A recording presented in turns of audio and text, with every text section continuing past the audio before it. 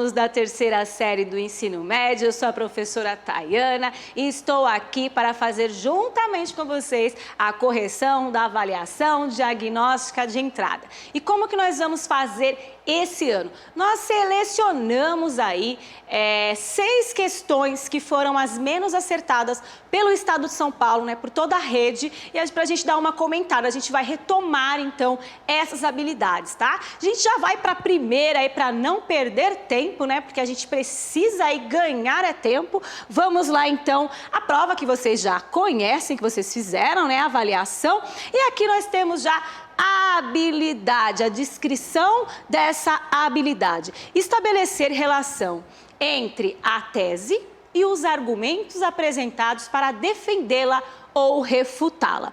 O aluno aí da terceira série do ensino médio, se ele não está habituado com essa palavrinha tese, vai ser o ano inteiro falando sobre essa palavrinha. Nós vamos ler, porque o que a gente tem que fazer é ler. E depois da leitura, a gente vai entender aí a importância de saber o que é uma tese para conseguir responder a questão. E vamos lá então.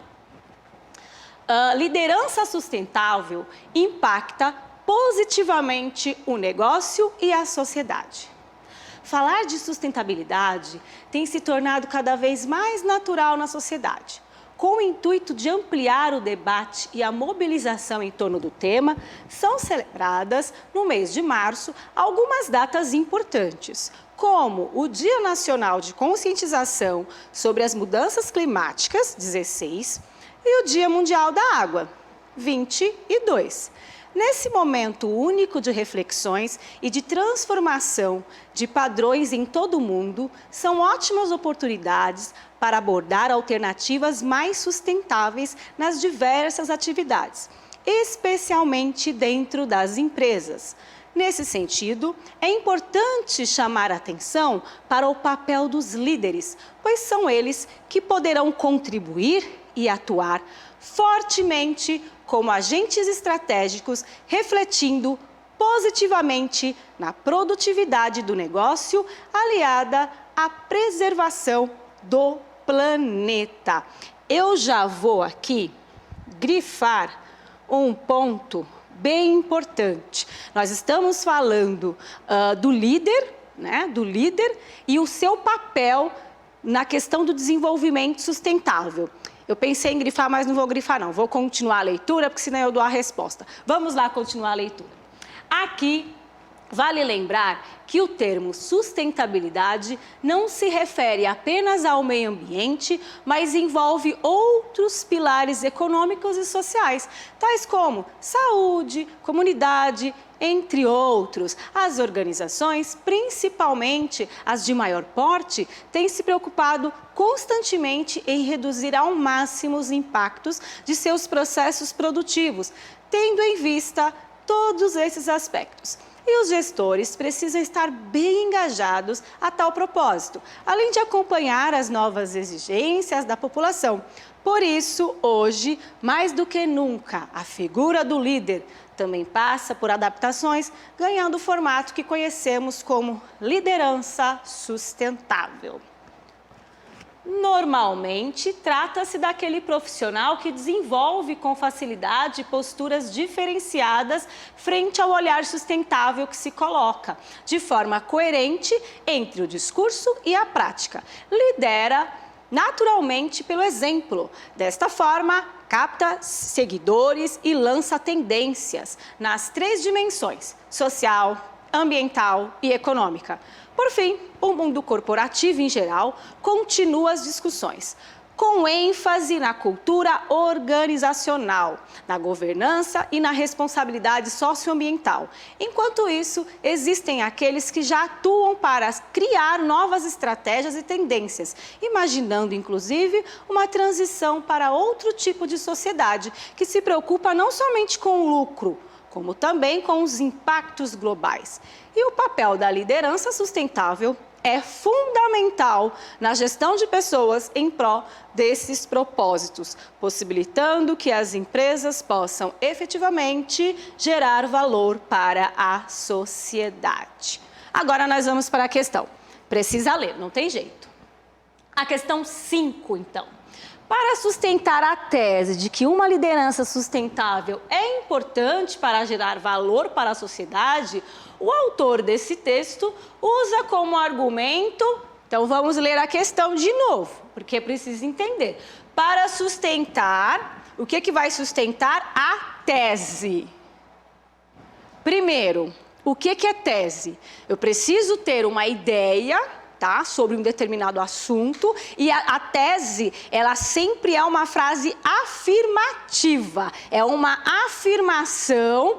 Eu vou colocar um tema bem polêmico aqui, aborto, certo? Eu tenho uma tese contra o aborto, então a minha tese pode ser: aborto é crime. Pronto, essa é uma tese, mas eu posso fazer uma tese também a favor do aborto, né? O aborto é um direito, é outra tese, tá? É sempre uma afirmativa. Vamos ver a tese aqui? A tese é de que uma liderança sustentável, olha a tese aqui, é importante para gerar valor para a sociedade, né? Então, qual o argumento aí que defende essa tese, né? De que uma liderança, então, a tese, ela se refere ao líder. E para sustentar essa tese, eu uso um argumento. Qual o argumento para sustentar a tese? Então, se eu vou voltar lá para o aborto, por que o aborto deve ser crime? Eu tenho que ter um argumento. Por que o aborto é um direito? Eu tenho que ter um argumento. Aqui, a liderança sustentável gera aí um valor para a sociedade. Se eu tiver uma liderança que é sustentável, eu vou ter uma sociedade que vai apreciar esses valores. Esses valores vão ser fundamentados, vão ser desenvolvidos nessa sociedade. Essa é a tese. Então, vamos ver qual é o argumento para defender essa tese. São celebradas no mês de março algumas datas importantes, como o Dia Nacional da Conscientização sobre Mudanças Climáticas. Eu estou apresentando datas. Isso tem a ver com a liderança? Nada a ver, certo? Então, essa questão está errada. B. São ótimas oportunidades para abordar alternativas mais sustentáveis. O que tem a ver a liderança aqui? O que são essas ótimas oportunidades? Não tem nada a ver, não está se referindo à liderança. Essa frase nem encaixa lá, tá? Então, também não vai rolar, certo? Vamos para outra. São eles que poderão contribuir e atuar fortemente como agentes estratégicos, refletindo positivamente na produtividade do negócio, aliada à preservação do planeta. São eles quem, gente? Os líderes. Então, eu estou aqui afirmando que são eles e comprovando isso através do meu argumento. Então, eu tenho que ter uma ideia e eu reafirmo, eu fortaleço essa ideia com um argumento. As outras eu não vou nem perder o meu tempo, porque não estão certas, e vamos para a próxima questão, tá? Reconhecer elementos básicos da narrativa literária. Tamoios no Arpoador. Aconteceu nesse verão.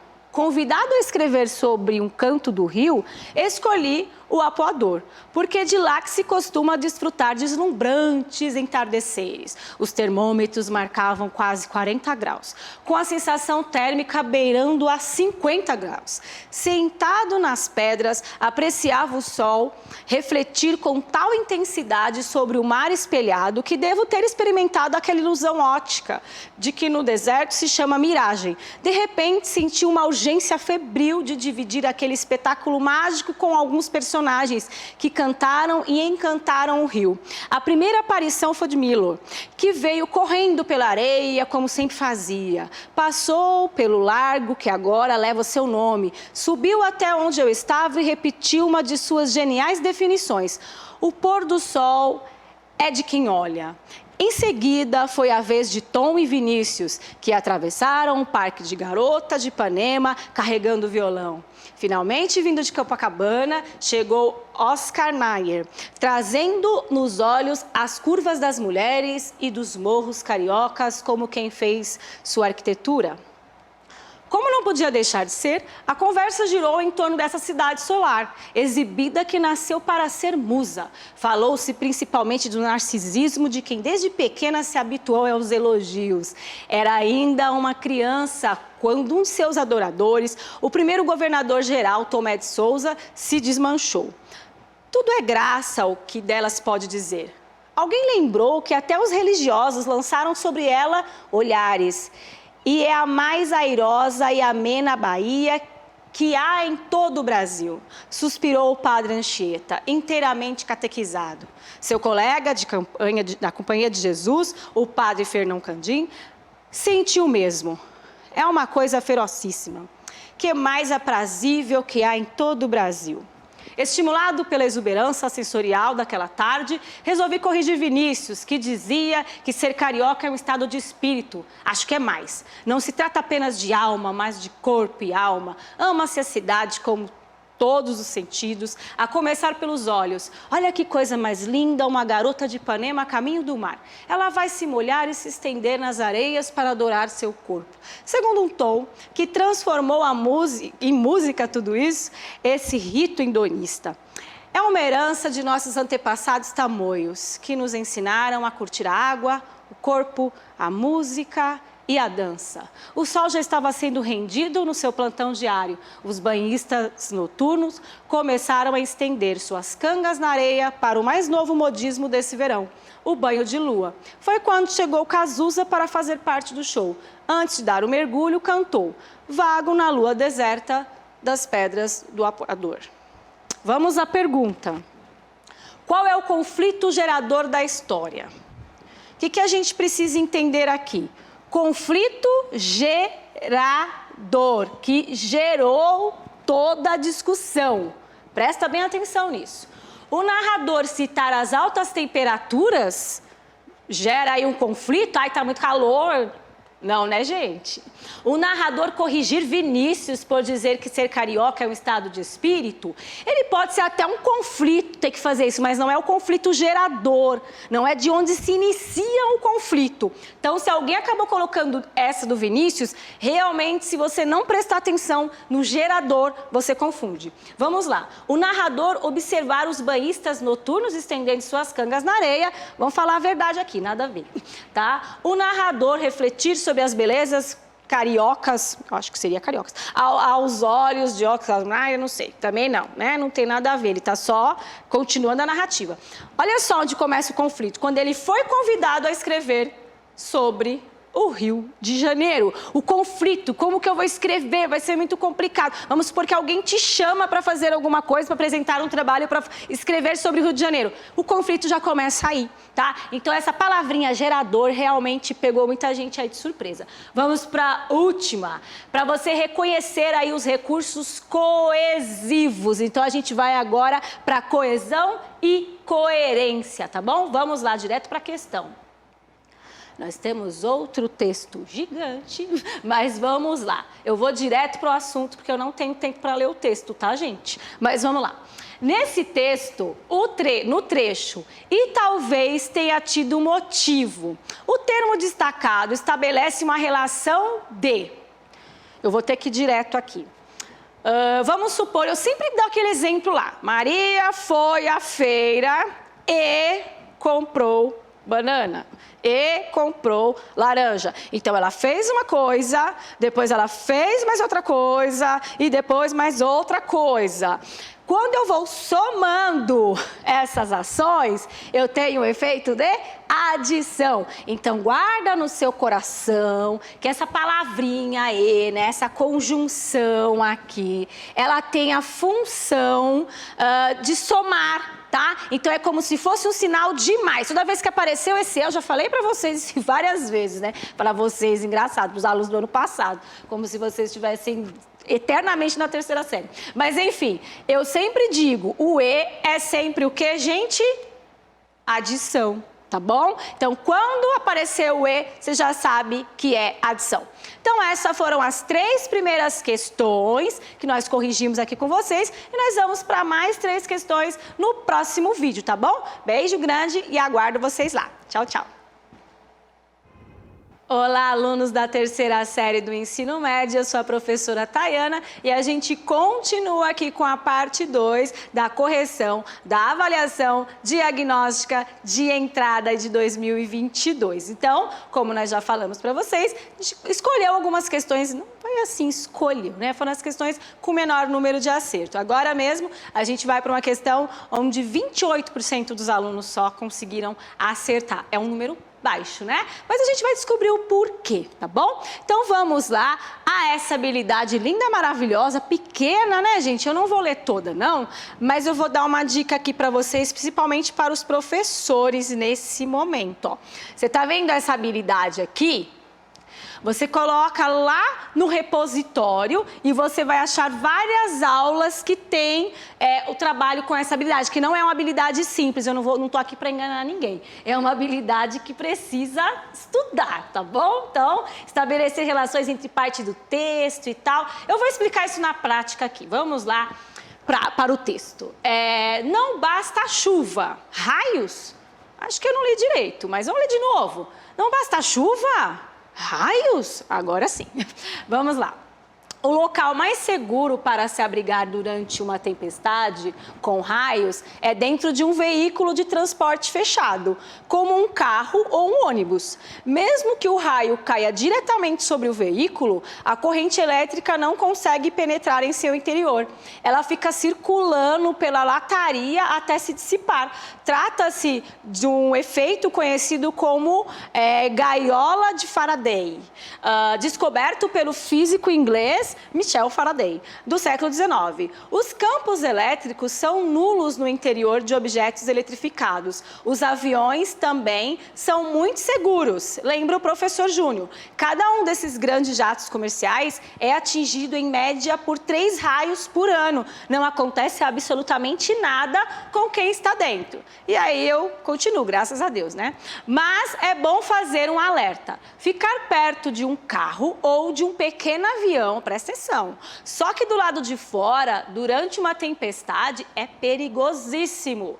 Como eles têm grande massa de material metálico que conduz eletricidade, atraem raios que podem afetar quem estiver nas redondezas. Além de ser um texto, né, para leitura, para fazer uma avaliação, é um texto interessante, não que os outros não sejam, mas esse aqui é bem interessante, né? A situação em que alguém está mais suscetível a ser atingido por um raio é um campo aberto. Quando uma pessoa está num terreno vasto e descampado, torna-se o alvo perfeito para os raios, por ser o ponto mais alto das imediações. Sempre que se começa a ouvir o som dos relâmpagos, é melhor procurar um abrigo em um carro ou em uma construção. Tomar medidas como essas não configura nenhum exagero, em especial no Brasil, onde cai 57 milhões de raios por ano. Número mais alto, o que pode de qualquer outro país. Olha só aqui esse texto, que interessante. Mas vamos para a questão. No trecho, como eles têm grande massa de material metálico, a conjunção destacada introduz uma circunstância de... Pronto, professor, agora né, complicou. Então, vamos lá. Primeiro, a gente tem a conjunção como. E ela destaca, né? A conjunção destacada, desculpe, introduz, traz uma circunstância, né? Como eles têm grande massa de... Aí eu preciso realmente, não tem como voltar ao texto. Agora, sei lá onde é que tá, né? A gente tem... Achei! Como eles têm grande massa de material metálico que conduz a eletricidade, atrai os raios. Eu vou dar resposta se eu falar. Qual é o grande perigo aqui? Gente, vamos voltar tudo. O grande perigo é eu ser atingido por um raio, certo?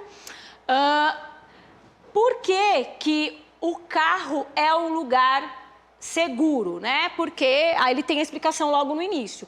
Mas ele está... Aí eu tenho que voltar, mas não dá tempo. Mas enfim, vamos agora à outra parte. Por que se eu ficar perto de um carro, eu tenho risco... Dentro de um carro eu não serei atingida, provavelmente, mas perto de um carro sim. Por quê? Como eles têm grande massa de material metálico, conduz a eletricidade, atraem os raios. Então, por que eu tenho esse problema? Por causa desse problema que eu acabei de falar, se você ficar perto do carro, você vai levar um raio. Deus me livre, né? Então, aqui. Então, Qual é a relação de circunstância? Eu já respondi, se vocês olharem agora, vocês vão conseguir fazer, né? Então, é uma relação de causa e consequência. Comparação, tá comparando com o quê, gente, né? Comparando o carro com o avião? Não. Concessão, condição, então é a causa. E qual é a consequência? Possivelmente você ser atingido por um raio. Então, pode ser morte, a consequência. Então, aqui é a causa. Por causa disso, se você ficar perto, você pode morrer. Então, tem que fazer toda essa reflexão, que não é tão simples, tá bom? Então, estudem um pouquinho mais, porque só com a explicação da prof ainda não vai dar conta. Mas vocês entenderam que por causa do que compõe ali o carro, você ficar perto, acontece o pior, tá? Então, é causa e consequência, o efeito. Certo? As outras estão erradas e vamos para a próxima, né?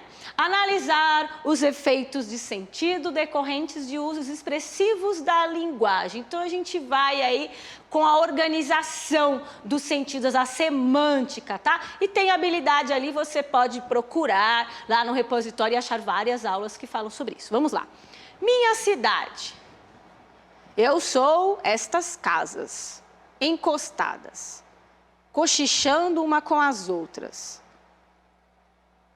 Eu sou a ramada, dessas árvores, sem nome e sem frutos, de quem gostam, a gente cansada e os pássaros vadios. Vamos lá. Nesse texto, o eu lírico se identifica com coisas antigas, naturais, simples, urbanas ou velhas. Vamos lá, quem pensou em antigas? Talvez coisa encostada significa ser antiga? Será que é antiga? Não, não é antiga. Coisas naturais. Será que você viu aqui árvore, natureza? Não sei, eu estou tentando pássaros e achou, deve ser que gosta de coisas naturais. Coisas simples. Certo? Vamos aqui, naturais, então não está certo. Simples, sim. Eu tenho que concordar aí com quem acabou errando, porque não foi tão simples para achar essa resposta, tá? Mas vamos lá juntos para a gente entender. Opa, volta aqui. Eu sou essas casas encostadas, quer dizer, aquilo que está encostado é aquilo que não tem muito valor, é aquilo que não é usado, é aquilo que não está visível, é aquilo que não está lá no destaque, tá bom? Então, cochichando uma com as outras, quem anda cochichando lá jogado, lá no... Está indo para o simples, mas vamos continuar. Eu sou a ramada dessas árvores, sem nome e sem frutos. Então, uma árvore que está ali, que ninguém está nem aí para ela. De que gostam a gente cansada e os pássaros vadios, né? Mas que alguém ali se sente bem naquele lugar. É um lugar encostado, é um lugar que está ali largado, ninguém dá atenção, mas é um lugar que a pessoa cansada gosta. Então, é a simplicidade, não precisa muito para ser feliz, tá? Então, é essa a mensagem. Então, eu confesso para vocês que é uma leitura que não dá para pegar de primeira, assim, você tem que ler de novo, está nas entrelinhas. Então, você tem que, você tem uma suspeita, você vai confirmando através da leitura, tá bom? E aí você consegue chegar a essa resposta. Então, você precisa desenvolver essa... Se você ler de primeira, você vai acabar errando. Teve alguns alunos que colocaram urbanas, né? E antigas e velhas, se a pessoa prestar bem atenção, gente, na hora que ela vê aqui antigas e velhas, ela vai falar assim, não é, porque tem duas respostas iguais, então não tem como, tá? Aí ficaria, essa aqui já dá para ser eliminada, porque eu tenho essa e essa mesma resposta, certo? Então, presta atenção, eu tô falando que vocês estão errando por bobeira, tá bom? Olha essa daqui, gente, que habilidade pequenininha, né? Então, vocês podem pesquisar lá. Aqui também a questão dos verbos, tempos e modos verbais, né? Os textos de diferentes gêneros aí, as marcas que expressam a posição do enunciador em frente ao que é dito. Então, vamos lá, vamos ler. Leia o texto abaixo. Um pedido de casamento pode ser simples ou grandioso. E quem planeja fazer do pedido um gesto espetacular, procura o cenário perfeito para realizá-lo. Quando o fotógrafo australiano Dale Sharp decidiu pedir a mão de sua amada Kelly Russell, ele decidiu mirar alto, foi ao encontro da maior produtora de espetáculos visuais, sonoros e sensoriais do planeta, a própria natureza. Dali pediu a mão de Karen em casamento, sob as incríveis luzes da aurora boreal da Noruega, do Círculo Polar Ártico. A natureza fez a parte dela, conforme o combinado, e ofereceu um incrível show de luzes para o pedido de Dale, que fingiu a Kylie que ia simplesmente tirar uma selfie para salvar a espontaneidade de sua reação na hora em que se ajoelhou para oferecer o anel. Curiosamente, essa foi a segunda tentativa de Dale sobre as luzes do tal cenário. Mas, na primeira vez, por conta do excesso de bagagem, Kelly jogou no lixo um vidro de creme para as mãos que continha dentro escondido um anel. Então, acabou estragando aí a surpresa. O fotógrafo sabia que não podia estragar a surpresa e, então, engoliu a frustração. Sem contar nada para a Kylie, que também é fotógrafa, e juntou dinheiro para comprar um novo anel. O casal, então, agendou outra viagem pela Islândia, Noruega e Finlândia. Quando as luzes pareceram perfeitas para a foto e para o seu pedido, né, Dale sacou o anel da bolsa de medicamentos que trazia consigo e ajoelhou-se. Kylie respondeu que sim, ambos voltaram da viagem, não só com as fotografias maravilhosas, mas com todo o futuro pela frente, né? Você lendo assim de primeira, a gente só tem inveja, porque o cara consegue viajar não sei quantas vezes, comprar não sei quantos anéis, olha, vou te contar. Vamos lá. A questão 25. Qual trecho desse texto apresenta uma marca de opinião? Opinião de quem escreve, não é opinião do fotógrafo, de quem não está contando a história dele ali, está narrando, né, uma história de alguém. Quando que o escritor, ali, a pessoa que está escrevendo, acaba colocando a opinião dela? O fotógrafo australiano Dale Sharp decidiu pedir a mão. Tá colocando a opinião? Ele está só descrevendo, né? Até aqui.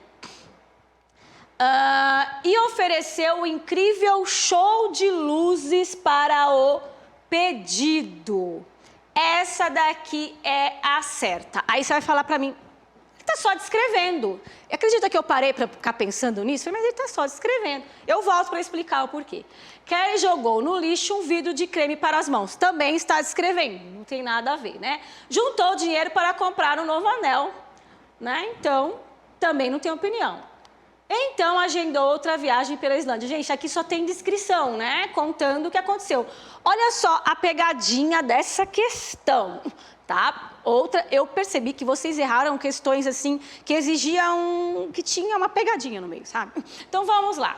Um incrível show, só por ele colocar esse incrível aqui, já ele está dando uma opinião. Lembra da resenha? Vocês vão estudar a resenha. Quando eu falo assim, esse filme é horrível, ou esse filme é chato, ou esse filme é maravilhoso, quando eu uso esse adjetivo, já é a minha opinião.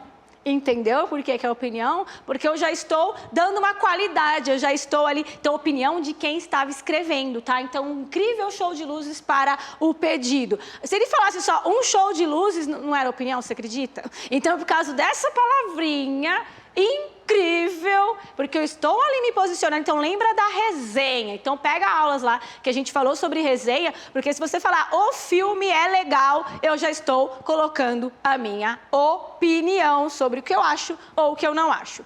Gente, eu espero que essas questões, a resolução, tenha feito sentido para vocês, tá? Então vejam aí as aulas, no repositório vocês podem achar mais aulas que falem dessas mesmas habilidades e a gente continua aí se vendo nas próximas provas, nas próximas avaliações, tá bom? Beijo grande e até a próxima. Tchau, tchau.